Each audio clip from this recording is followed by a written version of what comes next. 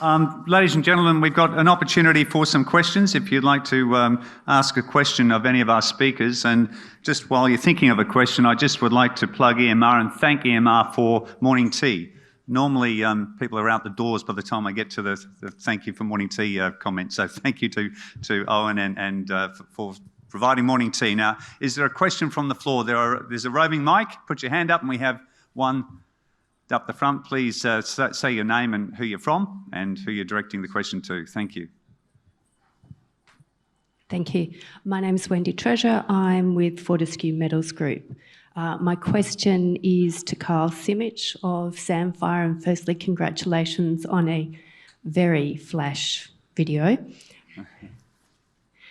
Your video said that one of the values includes collaboration. And I wondered, from an African country or an African-owned company's perspective, what would collaboration with Sandfire look like? Look, I think, in the first instance, if we think about the sort of investment capital that goes into the country, initially a lot of that effort and energy will then be deployed into utilising local services, local facilities, working with the local communities, local employment groups of people. So I think working together in those groups to a large extent, and those service providers, those capital providers, collaboration certainly with the communities as we work further afield, with the regional regulators, the governments, and obviously nationally with that government as well. So I think it is being open, being transparent, being available, being capable, and then looking at ensuring that we allow that communication to flow where we have open discussion and dialogue to enable that to occur to a large extent. So I think from our perspective, it is making sure that we're embraced and we are engaged in those local communities and in country. Thanks, Carl. Is there another question from the floor? Good morning. My question to Owen or any of the panelists could answer it. Yeah, my question is quite short. What do you see the impact of Europe war on the decarbonisation plan and the minerals requirements? Sorry, what's the impact of the Ukraine war? Europe war, yeah. Owen, you've been volunteered. Yeah, thanks. Is that working okay? Yeah. Okay, so yes, well, as we were saying, lots of moving parts going on at this time, whether they be interest rates, energy prices, food prices, resources and food security issues, and so on, and of course the conflict in Europe is another one. Will that have an impact on the whole decarbonisation process? Well, over 50 years, probably not much, but certainly in the shorter term, most definitely, in terms of energy prices going up, shortages of energy, and therefore people are looking for, more traditional sources of energy. But longer term, of course, that will iron itself out. I mean, what we have here is, as I say, it's not just a thematic, it is a dynamic. It's top-down driven, but you've got the whole of the world's industrial economy machinery gearing itself up, tooling itself up to have that energy transition. So it is going to be a decarbonisation process that is, as I say, it's not a sprint, it's not a cliff, it's a distance race, and there are endpoints to it,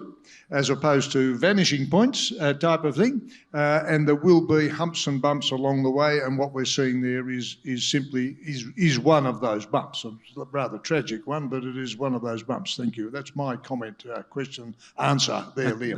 That's a great answer, and the world's going to need a lot more copper, lithium, and some gold to balance the portfolio. There we go.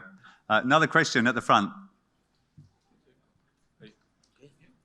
Hello, thank you for these scientific presentations. My question is about the lithium mineralization in Mali. What type of genesis of the rock that you explore for lithium, and then what is the cut-off grade of lithium in your mine? So I got the second part of the question. So the grade of lithium in our mine is 1.5% on average, and on a global scale, that's very high. There's a number of mines in Australia and other parts of the world where you would mine 1.1 to 1.2% lithia. The really high quality, Greenbushes, the number one producer globally, is 1.8 to 2% lithia. So the Mali mine, the Goulamina project, has a very high grade, generally lithia mine. Sorry, I didn't get the first part of the question. What was the first part of your question? The genesis of The genesis of occurrence of lithium, and what type of rocks that you hosting lithium minerals? Okay.